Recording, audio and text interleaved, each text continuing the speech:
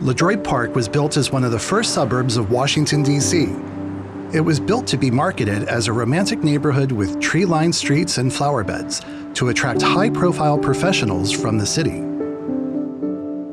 Amzi Al-Barber was the developer of LeDroit Park. And even though LeDroit Park was built in the middle of a historically black neighborhood, it was developed as an exclusively white residential area. They put gates around it with guards, with guns, saying to make it safe, but essentially it's to keep the neighboring black people out of that place. LeDroit Park acted as a barrier so that if you wanted to go to work, as opposed to walking straight across, you then had to walk all the way around LeDroit Park and catch the bus or whatever was getting you to your work. And that was just inconvenient. So the Howard students stepped up and said no, made them take that gate down. Once the gate came down, then black people began to move into LeDroit Park. The connection between LeDroit Park and Howard University has existed since the beginning. Amzi Al-Barber was also one of the founders of Howard University.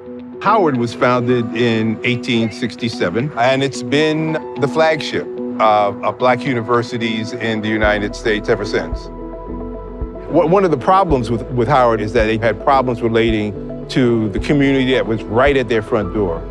And so the university began to develop a reputation of being bourgeois, that there was this upper class group of black people who could afford to come here, can get in here, and were setting themselves apart from the immediate community.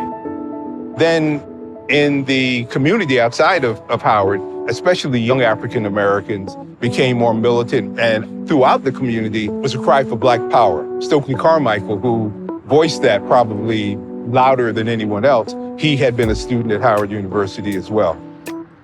At Howard, there was always a group of intelligentsia and radical students. I came in 65, and it didn't take me long to find people who were of like mind with me, that things had to change.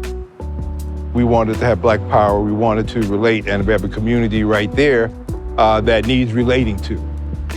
Neighborhoods go through stages. The stage now is one of gentrification. Now, who are these new people that are moving into LeDroit Park?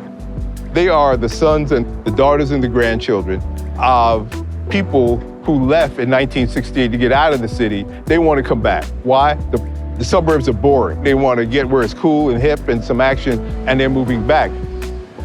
What it's doing is pushing people out of homes where they raised their families for decades. Because they can't afford to be there anymore, they leave. They leave. So the neighborhoods are changing. So LeDroit Park, Bloomingdale, and Shaw, they're all in this 20001 zip code, which 5 years ago now was the second most gentrified zip code in the whole country.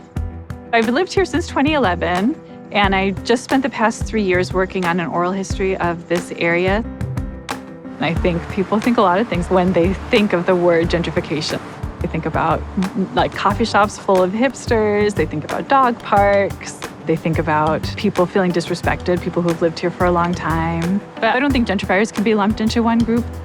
When people move to a new place, they're not going to know all the history of that place, but all the history that they don't know about the community activism that existed in this neighborhood for so many decades. And it's kind of humbling because your assumptions are questioned a little bit. I think everybody just wants to feel respected. People who are trying to get to know their neighbors, and maybe they get involved with the civic association, they're invested in making the whole neighborhood work for everybody. I think everybody enjoys having neighbors like that.